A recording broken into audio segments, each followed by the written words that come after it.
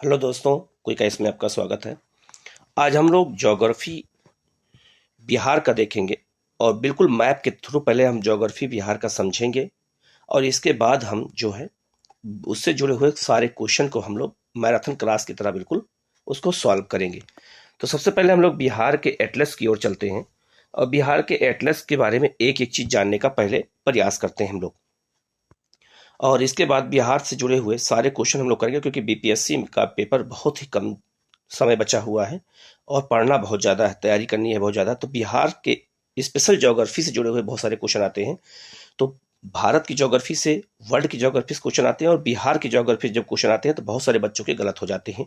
सबसे पहले हम बिहार के ज्योग्राफी को समझेंगे और बहुत ध्यान से इस मैप को समझने का आप लोग प्रयास करिएगा। मैं एक चीज़ समझा दूंगा।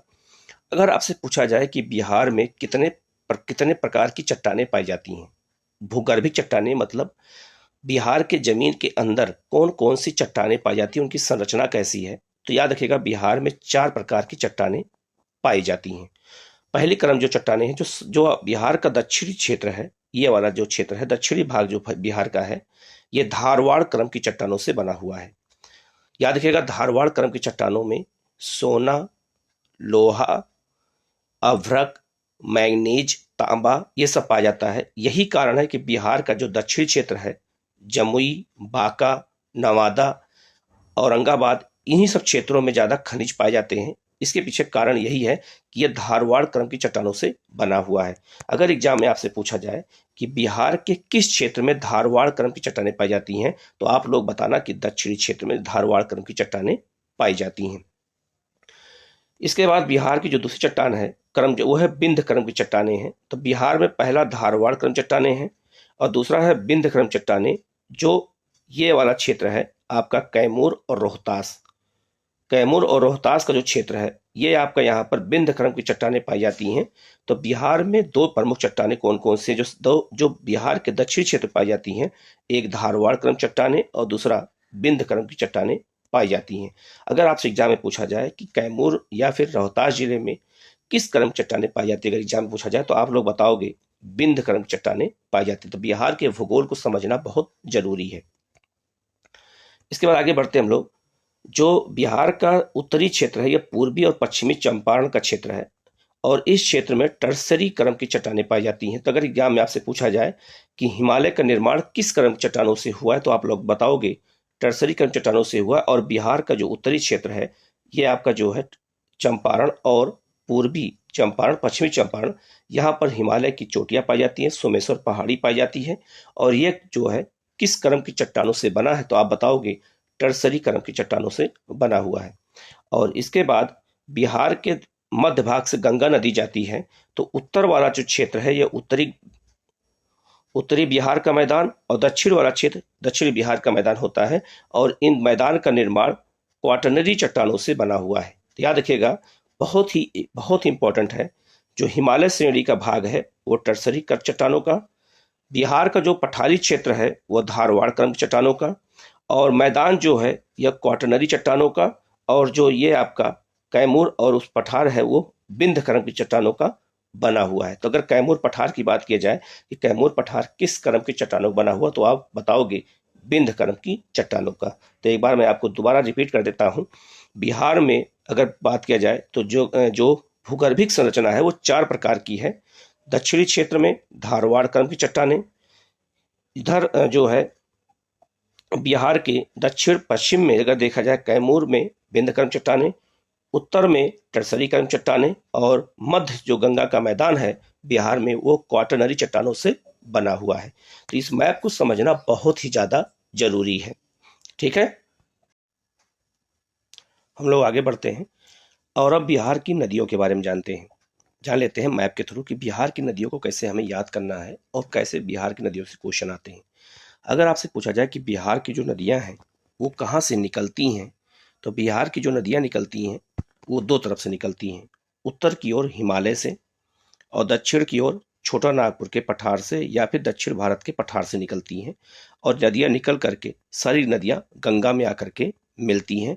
और बिहार की सबसे बड़ी नदी, अगर नदी पूछा जाए कि बिहार की सबसे बड़ी नदी कौन सी है, तो बिहार की जो सबसे बड़ी नदी है वो है गंगा। और गंगा की सबसे बड़ी सहायक नदी कौन सी है बिहार में? कोसी है। ठीक है। अब आपसे क्वेश्चन ये पूछा जाएगा, पहला क्वेश्चन नदी से आपसे ये पूछा जा सकता है कि बिहार की कौन कौन सी नदियां हैं जो उत्तर प्रदेश और बिहार दोनों की सीमा का निर्धारण करती हैं। तो अगर इनकी हम बात करें तो उसमें आपका एक नदी हो जाएगी कौन सी? घाघरा, जिसे सरयू कहा जाता है। घाघरा नदी जो है ये सीमा बनाती है उत्तर प्रदेश और बिहार की। दूसरी है गंगा और तीसरी है कर्मनासा। कर्मनासा नदी भी सीमा का निर्धारण करती है। तो तीन प्रमुख नदियां हैं जो उत्तर प्रदेश और बिहार के बीच में सीमा का निर्धारण करती हैं। गंडक भी कुछ किलोमीटर तक गंडक भी सीमा का निर्धारण करती है, लेकिन कुछ किलोमीटर तक। तो टोटल 4 नदियां हैं, लेकिन मुख्य नदियां 3 हैं जो उत्तर प्रदेश और बिहार के बीच में सीमा का निर्धारण करती हैं। जब यह मैप हमारे दिमाग में रहेगा तो हमें बहुत चीजें बहुत जल्दी से याद हो जाएगा। इसके बाद हम लोग देखते हैं कि दक्षिण बिहार की कौन सी नदियां हैं और उत्तर बिहार को नदियां हैं और उनका क्रम क्या है। अगर ये आप वेस्ट मान लेते हैं और ये ईस्ट मान लेते हैं, तो वेस्ट से ईस्ट की ओर अगर चलेंगे तो नदियों का क्रम पूछा जा सकता है एग्जाम में, या फिर यहाँ नदियों का क्रम पूछा जा सकता है आपसे एग्जाम में। कभी कभी जो है पूरब से पश्चिम की ओर पूछते हैं, कभी कभी पश्चिम से पूरब की ओर पूछते हैं। तो अगर हम लोग उत्तर बिहार की नदियों की बात करें तो सबसे पहले है घाघरा। घाघरा नदी है। घाघरा के बाद आती है आपका गंडक। गंडक के बाद है बूढ़ी गंडक, और बूढ़ी गंडक की सहायक नदी है बागमती। बागमती के बाद में हम लोग आगे बढ़ते हैं तो कोसी प्रमुख नदी है, और कोसी के बाद में महानंदा। महानंदा सिक्किम से निकल करके और बिहार होते हुए आकर के गंगा में मिल जाती है। और मेची नदी, यहीं पर आप देख सकते हैं मेची नदी जो है ये महानंदा की सहायक नदी है, और ये अभी हाल में ही समझौता हुआ है कोसी और मेची नदी के बीच में यहाँ पर। तो कोची मेची समझौता हुआ है, तो मेची नदी कहाँ बहती है? नेपाल में बहती हुई और आके महानंदा में मिल जाती है। तो उत्तरी बिहार की नदियां अगर हम बात करें पूरब से पश्चिम की ओर चलें, तब सबसे पहले महानंदा, फिर कोसी प्रमुख नदी, फिर बागमती, फिर बूढ़ी गंडक, फिर गंडक और फिर घाघरा। इन नदियों का क्रम आप लोगों को याद रखना पड़ेगा कि कौन नदी कहाँ से आके मिलती है। उसी तरह दक्षिण बिहार की बात करें तो सबसे पहले हम बात करेंगे गंगा, जो सीमा बनाती है बक्सर के पास। फिर है कर्मनासा नदी, ये भी सीमा का निर्धारण करती है बिहार में। इसके बाद है सोन नदी, ये जो है अमरकंटक की पहाड़ी से निकल के आती है और बिहार में बहते हुए आके पटना के पास ये गंगा में मिल जाती है। इसके बाद है फल्गु नदी, और फल्गु की सहायक नदी है पुनपुन, और आकर के इसमें मिलती है। इसके बाद उसी जो है एक नदी बहुत इंपॉर्टेंट है, वो है क्यूत नदी, और एक है यहाँ पर आपका बदुआ नदी। तो ये कुछ नदियां हैं जो प्रमुख नदियां हैं जो बिहार के दक्षिण में बहती हैं। इसके अलावा और भी नदियां हैं, जैसे मोहना नदी है, धाधर नदी है, सकरी नदी है। ये सब नदियां दक्षिण बिहार की ओर बहती हैं। निरंजना भी है इसमें। ठीक है। तो आप लोगों को इसमें कुछ चीजें बहुत इंपॉर्टेंट है वो याद रखना होगा। ये उत्तर बिहार की कौन कौन नदियां हैं, बहुत साधारण क्वेश्चन आपसे पूछा जाएगा। और दक्षिण बिहार की कौन कौन नदियां हैं ये पूछा जा सकता है। तो आप इस मैप को 2-3 बार देख लेंगे तो आपको ये बिल्कुल याद हो जाएगा। एक याद करने का और तरीका है, आप इसका स्क्रीनशॉट ले लीजिएगा और इसका अपने मोबाइल पर वो बना लीजिए, क्या कहते हैं, वॉलपेपर। और बार बार जब देखेंगे ना तो आपको ये सारा मैप याद हो जाएगा। जैसे आप वॉलपेपर पर अपना फोटो देखते हो, उससे अच्छा है कि ये मैप को देखोगे तो आपको जल्दी याद होगा। अब हम लोग बिहार की भौतिक संरचना के बारे में जान लेते हैं। याद रखना, बिहार की भौतिक संरचना आपसे एग्जाम में पूछा जा सकता है, या प्राकृतिक पूछा जा सकता है, या इंग्लिश में इसी को कहते हैं फिजिकल डिवीजन। तो बिहार का भौतिक रूप से अगर कहा जाए बिहार को कितने भागों में बांटा गया है, तो 3 भागों में बांटा गया है। तो बिहार को भौतिक रूप से 3 भागों में कौन कौन से भाग हैं, तो याद रखिएगा, पहला है शिवालिक श्रेणी, दूसरा है मैदान, और तीसरा है गंगा का मैदान, और तीसरा है दक्षिण का पठारी क्षेत्र।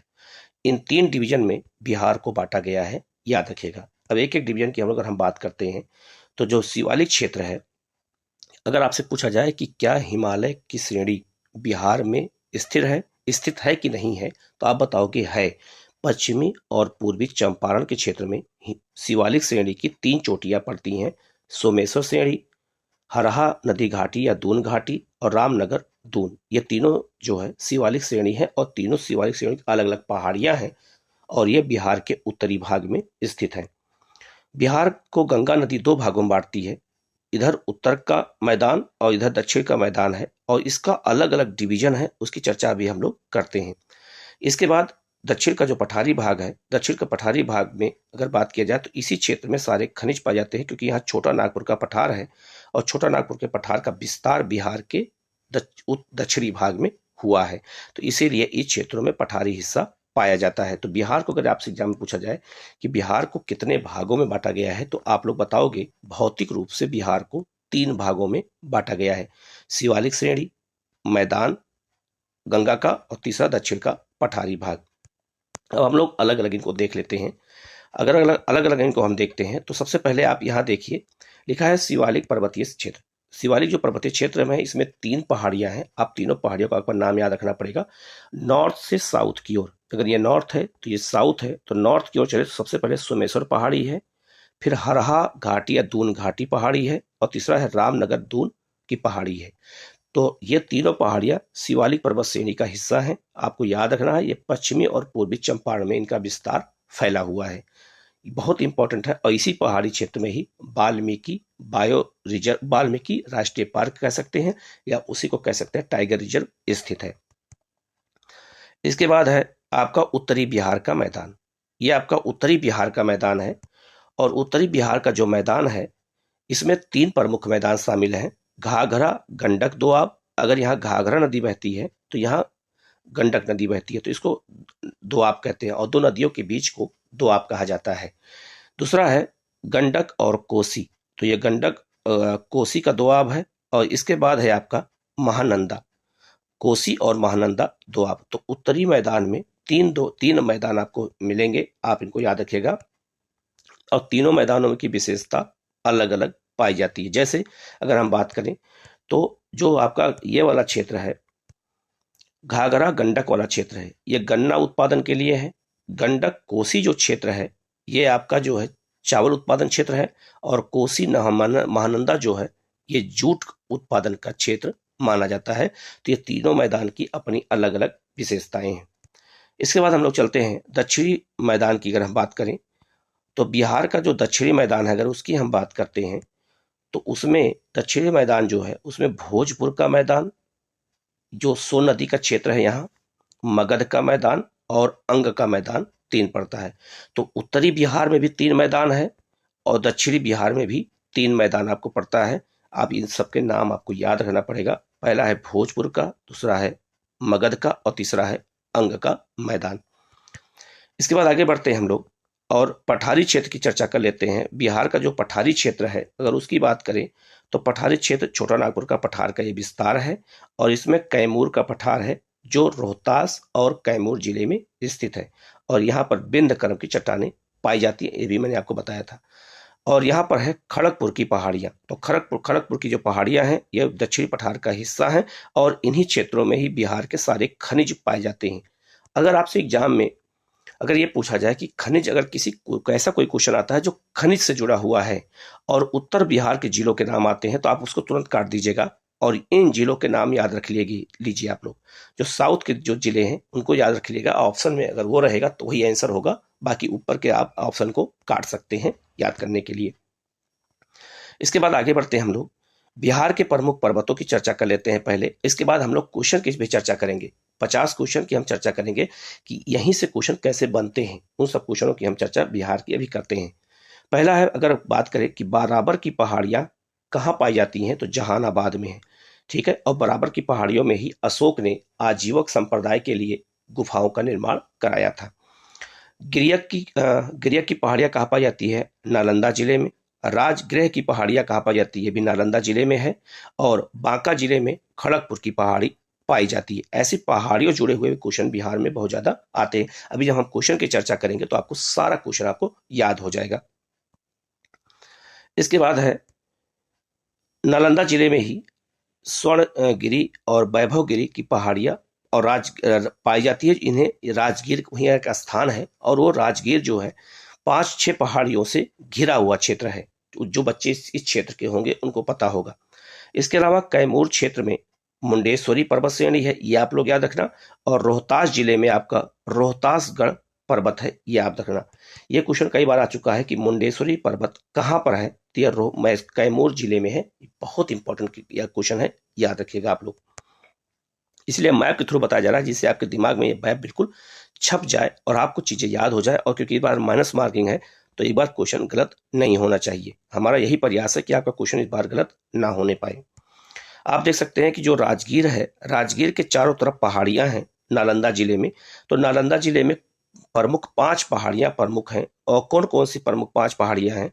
रत्नागिरी पहाड़ी, विपलांचल पहाड़ी, ये वैभवगिरी पहाड़ी है, थोड़ा मिस्टेक हो गया, माफ करिएगा।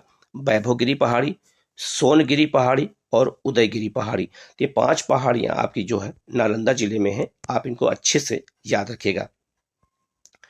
इसके बाद है जो है रामनगर दून की पहाड़ी और सोमेश्वर पहाड़ी, ये दोनों पश्चिमी चंपारण में है। इसकी चर्चा मैंने आगे भी आपसे किया था। बांका जिले में जो है आपका मंदार की पहाड़ी है। और गया जिले में 3 पहाड़ियां प्रमुख हैं। पहला है ब्रह्मयोगी पहाड़ी, दूसरा है डुंगेश्वरी पर्वत और तीसरा है प्रेतशिला पर्वत। ये तीनों गया जिले में स्थित हैं, आप इनको भी याद रखिएगा। इसके बाद में हम लोग थोड़ा बिहार के मैप की चर्चा कर लेते हैं। आपसे पूछा जाएगा कि बिहार का ऐसा कौन सा जिला है जो उत्तर प्रदेश और नेपाल दोनों से सीमा लगती है? तो पश्चिमी चंपारण, ये आप लोग याद रखना, इसकी सीमा उत्तर प्रदेश से भी लगती है और नेपाल से भी लगती है।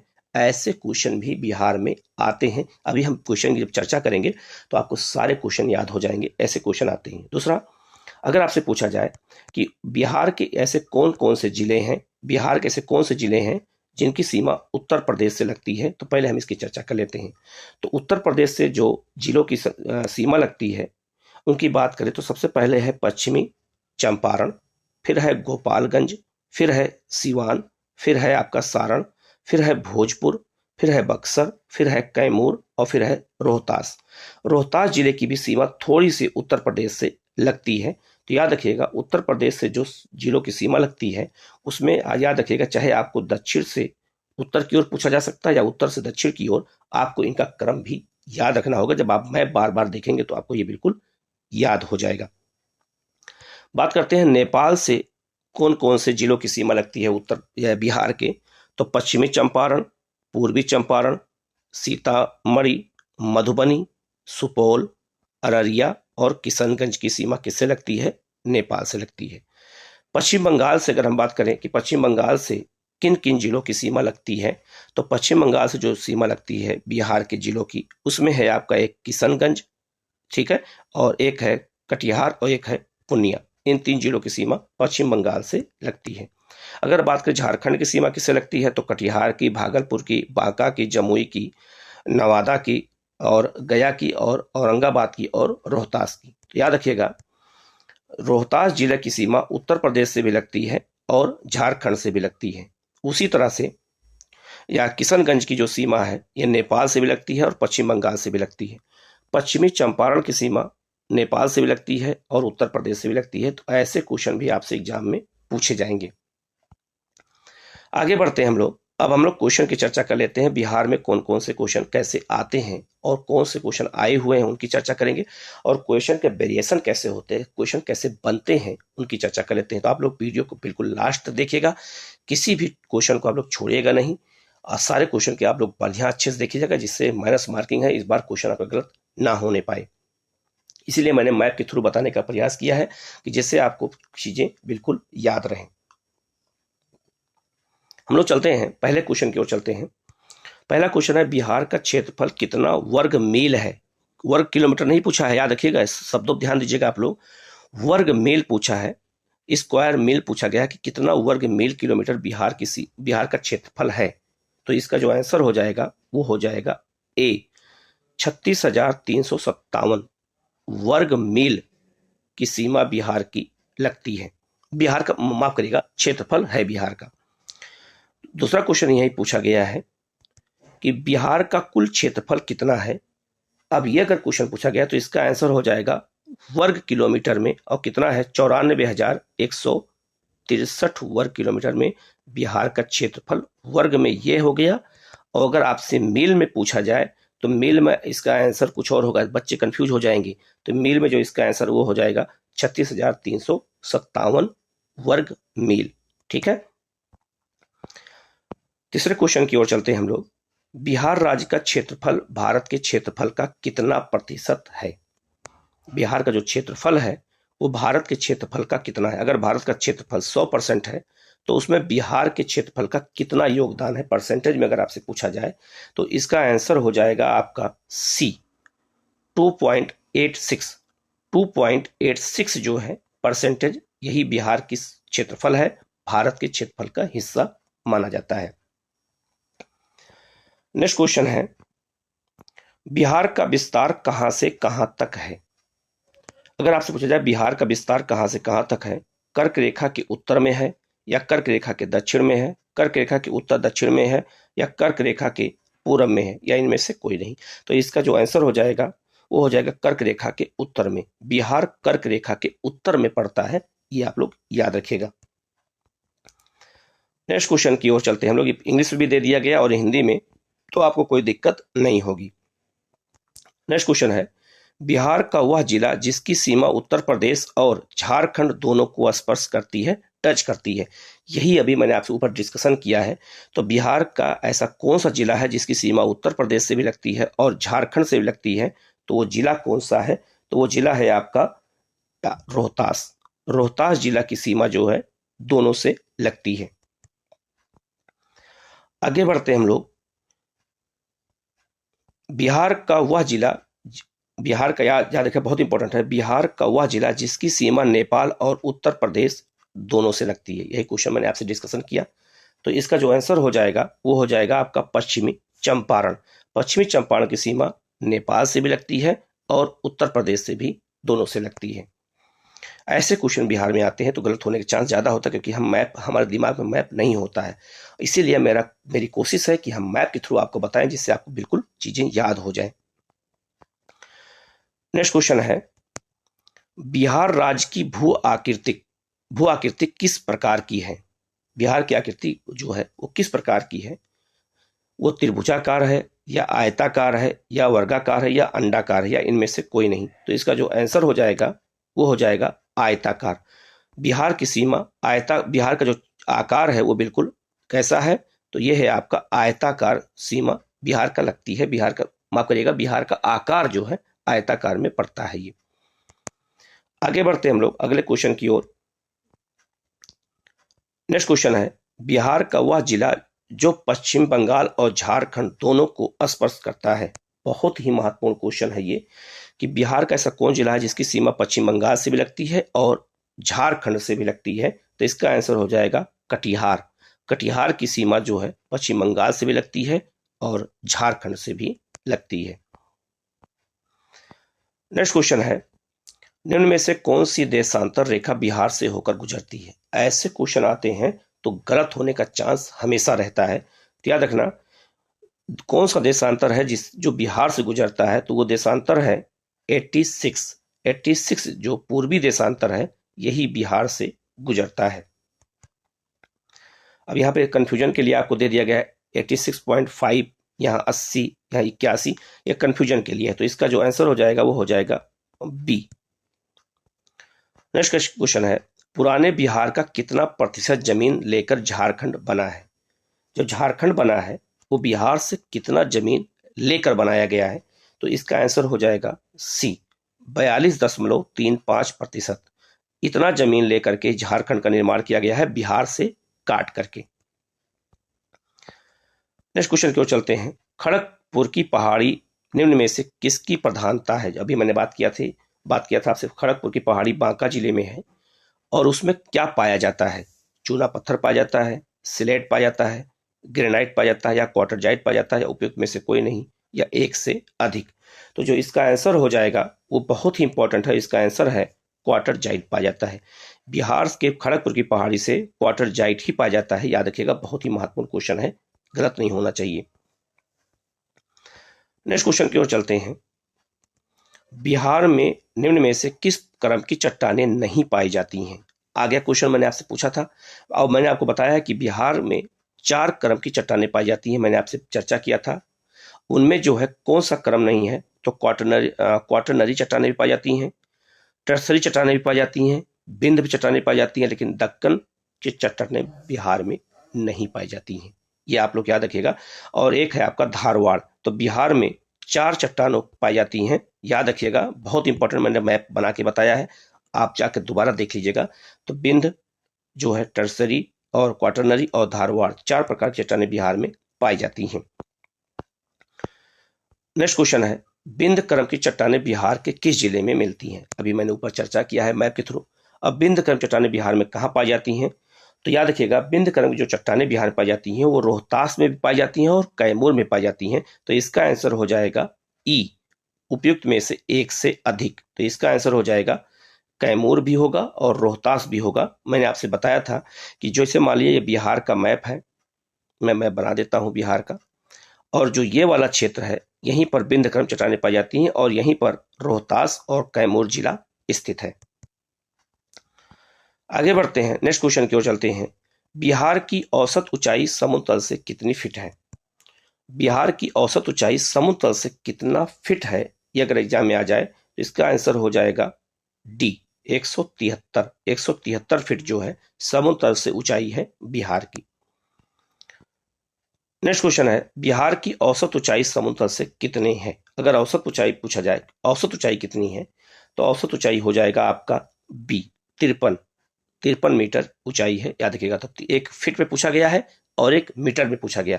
तो आपसे अगर फीट में पूछेगा तो भी आप बता दोगे, और अगर मीटर में पूछेगा तब भी आप बता लोगे। अब आपका क्वेश्चन गलत नहीं होगा। नेक्स्ट है, सोमेश्वर श्रेणी में बिहार की सर्वोच्च चोटी कौन है? ये आपको पता होगा, सोमेश्वर किला।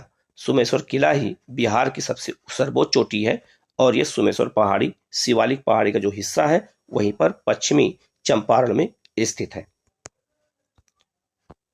नेक्स्ट क्वेश्चन है, कैमूर रोहतास पठार का सबसे ऊंचा भाग कौन है? तो जो कैमूर या रोहतास पठार है इसका सबसे ऊंचा जो भाग है वो है आपका है रोहतासगढ़।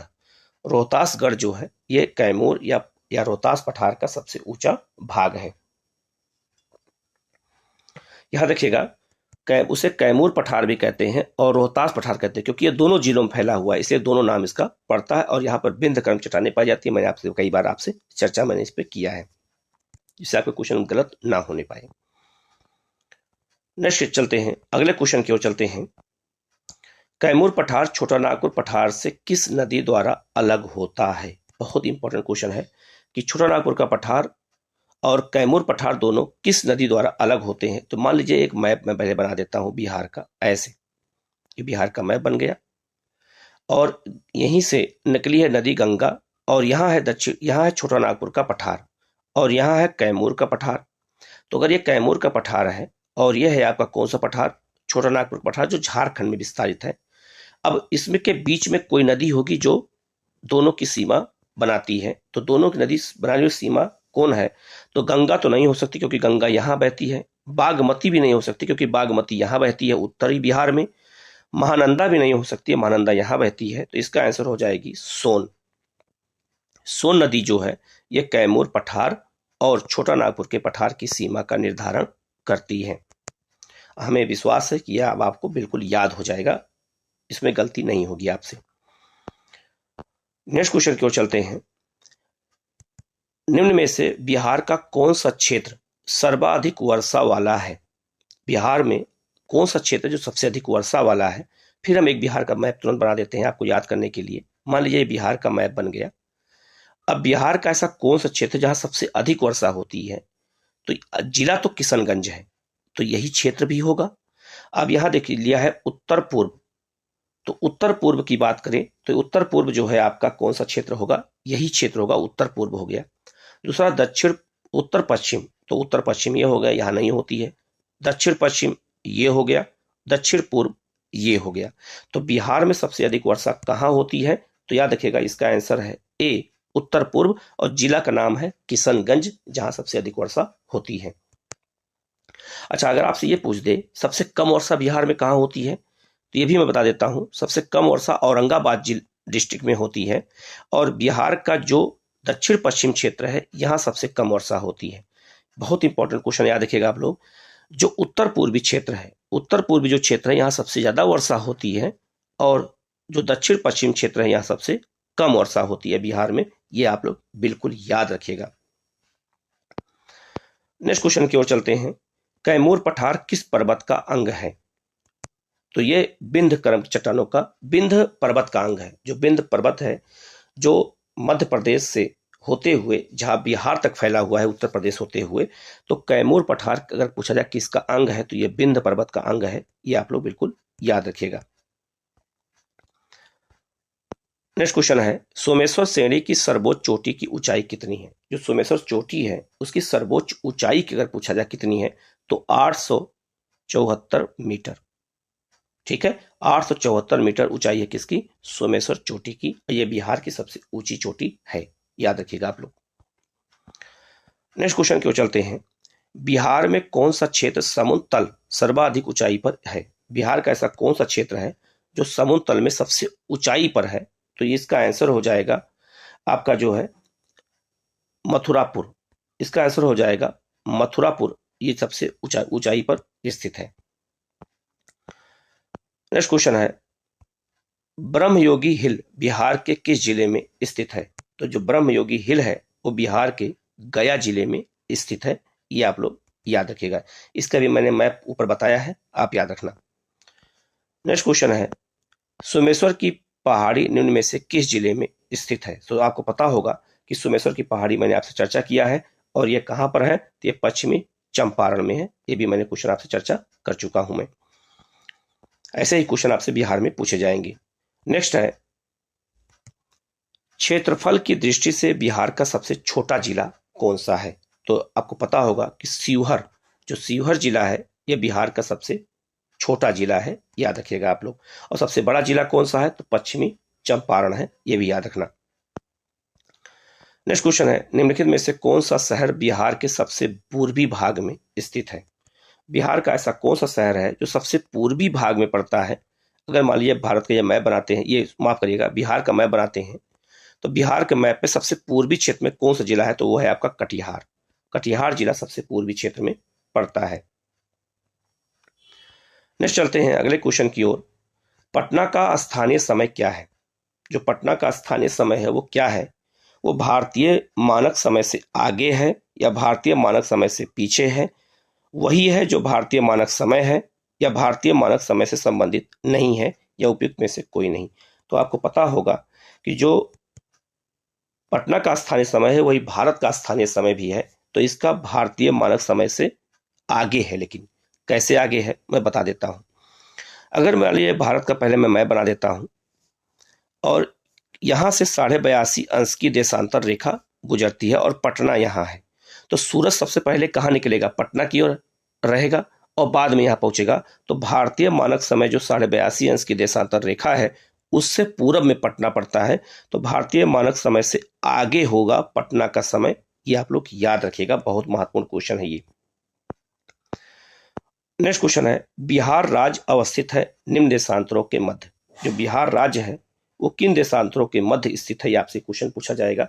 अगर मान लीजिए मैप के थ्रू समझाएंगे तो ज्यादा समझ में आएगा। जैसे मान लीजिए बिहार का मैप है, ये बिहार का मैप है, तो बिहार का देशांतर विस्तार कहाँ कहाँ है? मान लो ये एक देशांतर और ये देशांतर, तो दोनों देशांतर रेखा को आपको याद रखना पड़ेगा कि ये देशांतर का नाम क्या है और ये देशांतर का नाम क्या है। तो जो इसका आंसर हो जाएगा वो हो जाएगा लगभग 84 डिग्री पूर्व से लेकर के 88 डिग्री पूर्व। तो 84 से 88 डिग्री के बीच में ही देशांतर में बिहार स्थित है। नेक्स्ट क्वेश्चन है, घाघरा नदी बिहार के किस जिले में प्रवेश करती है? जो घाघरा जिसे सरयू नदी कहते हैं, अयोध्या इस नदी किनारे स्थित है। ठीक है, बहुत ही महत्वपूर्ण क्वेश्चन है ये। बिहार के किस जिले में प्रवेश करती है अगर ये पूछा जाए आपसे, तो इसका जो आंसर हो जाएगा वो हो जाएगा सारण जिले में प्रवेश करती है, ये याद रखिएगा। नेक्स्ट क्वेश्चन बहुत इंपॉर्टेंट है, निम्न में से कौन सी नदी बिहार के मध्य भाग में पश्चिम से पूरब की ओर प्रवाहित होती है? तो आपको पता होगा इसका आंसर है गंगा। बिहार में ये नदी जो है अगर बात करें तो बिहार में गंगा नदी पश्चिम से पूरब की ओर प्रवेश करती है और बिहार को दो भागों में बांट देती है, उत्तरी बिहार, दक्षिणी बिहार। नेक्स्ट क्वेश्चन है, गंगा नदी उत्तर प्रदेश से बिहार के किस जिले में प्रवेश करती है? जब उत्तर प्रदेश से गंगा नदी प्रवेश करती है तो बिहार के किस जिले में पहली बार प्रवेश करती है? तो है बक्सर जिला।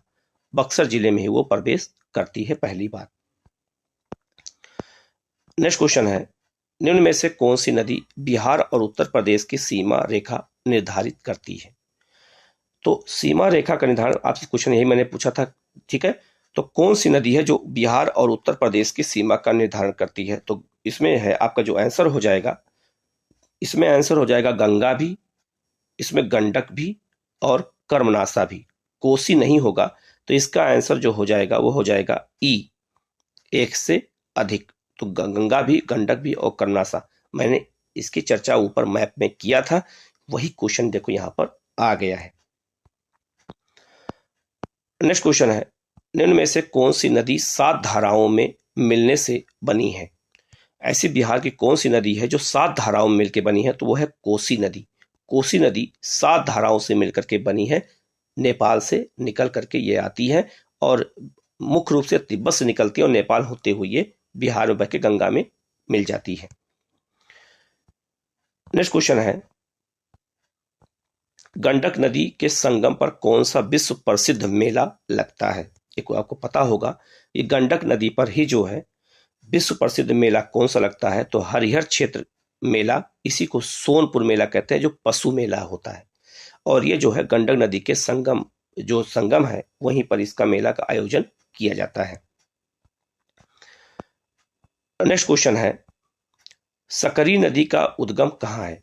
मैंने आपसे बताया था कि इन नदी की मैंने चर्चा किया था, ये दक्षिणी बिहार में बहती है और ये नदी निकलती कहाँ से है? तो छोटा नागपुर के पठार से। तो सकरी नदी का उद्गम कहाँ है? छोटा नागपुर का पठार है। ये आप लोग याद रखिएगा, बहुत महत्वपूर्ण क्वेश्चन है ये। नेक्स्ट क्वेश्चन है, क्यूल नदी सर्वप्रथम बिहार के किस जिले में प्रवेश करती है? ये भी छोटा नागपुर के पठार से ही निकलती है और ये बिहार के किस जिले में प्रवेश करती है? जमुई जिले में प्रवेश करती है। ये भी महत्वपूर्ण क्वेश्चन है, याद रखिएगा आप लोग। नेक्स्ट क्वेश्चन है, कोसी गंगा में कहाँ मिलती है? जो कोसी नदी है वो गंगा में कहाँ मिलती है? तो कटिहार जिले के पास मिलती है गंगा में। ऐसे क्वेश्चन बहुत ज्यादा बिहार में आते हैं। नेक्स्ट क्वेश्चन है, बिहार की किस नदी को सदा नीरा नाम से भी जाना जाता है? बिहार की ऐसी कौन सी नदी है जिसे सदा नीरा भी कहते हैं? तो गंडक को। गंडक नदी को सदा नीरा भी कहा जाता है, वैदिक काल से कहा जाता है, इसको आप लोग याद रखिएगा। नेक्स्ट क्वेश्चन है, सोमेश्वर की पहाड़ी से निकलने वाली नदी कौन सी है? सोमेश्वर की जो पहाड़ी है, ये जो पश्चिमी चंपारण में है, वहां से कौन सी नदी निकलती है? तो इसका जो आंसर हो जाएगा वो हो जाएगा बूढ़ी गंडक। बूढ़ी गंडक की नदी यहां से निकलती है। नेक्स्ट क्वेश्चन है, बूढ़ी गंडक बिहार में, बहुत महत्वपूर्ण क्वेश्चन है, बूढ़ी गंडक बिहार में किस स्थान पर गंगा से मिलती है? आप देखिए नदियों से कितने क्वेश्चन आते हैं और वो क्वेश्चन कैसे बनते हैं, इन सब की चर्चा मैंने यहाँ पे आज किया है। वीडियो आप लोग जरूर इसको लाइक करिएगा, सब्सक्राइब कर लीजिएगा और आप लोग कमेंट करके जरूर बताना कि आपको वीडियो कैसा लगा, आपको बिहार की चीज़ें समझ में आई कि नहीं आई। इससे मेरा उत्साह बढ़ेगा, तो मैं और अच्छा मैप बना के आपको वीडियो प्रोवाइड कराऊंगा, जिससे आपका तैयारी बहुत अच्छे से होती रहे। तो बूढ़ी गंडक बिहार में किस स्थान पर मिलती है? अगर पूछा जाए एग्जाम में गंगा से मिलती है तो इसका आंसर हो जाएगा छपरा के निकट। छपरा के निकट ही जो है गंगा नदी में बूढ़ी गंडक मिलती है। नेक्स्ट क्वेश्चन है, गंडक नदी बिहार में किस स्थान पर गंगा में मिलती है? अभी तक बूढ़ी गंडक था, अब गंडक पूछ दिया, तो इसका आंसर हो जाएगा फतुहा घाट के निकट। फतुहा घाट के निकट ही जो है गंगा नदी बिहार में मिलती है। नेक्स्ट क्वेश्चन है, बहुत महत्वपूर्ण क्वेश्चन है, सोन नदी बिहार के किस स्थान पर गंगा में मिलती है? ठीक है, तो इसका आंसर हो जाएगा आपका पटना से पश्चिम में। पटना से पश्चिम में यह नदी आकर के मिलती है। नेक्स्ट क्वेश्चन है, सोनगिरी और उदयगिरी पहाड़ी बिहार के किस जिले में स्थित है? ये भी मैंने चर्चा किया है ऊपर मैप में, इसीलिए पहले मैंने मैप बताया जिससे आपको चीजें याद रहें।